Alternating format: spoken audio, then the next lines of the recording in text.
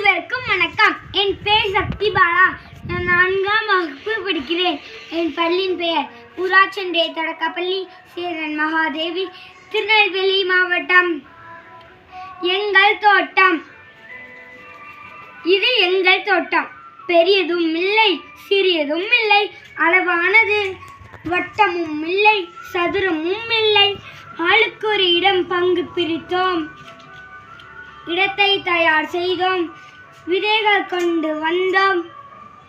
Emmanuel கீரை விதைத்தான். மாறன் அவரை விதைத்தான்.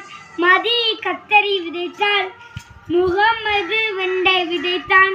ரீனா தக்காளி விதைத்தாள். மாரி மிளகாய் விதைத்தாள். தண்ணீர் ஊற்றினோம். உற்று பார்த்தோம்.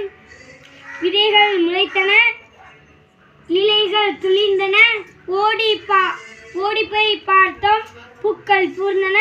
மூந்து பார்த்தோம். காய்கள் காய்த்தன. பறித்தோம். திட்டம் போட்டோம். சேர்ந்து சமைத்தோம். வட்டமாக உட்கார்ந்தோம். ருசித்து சாப்பிட்டோம்.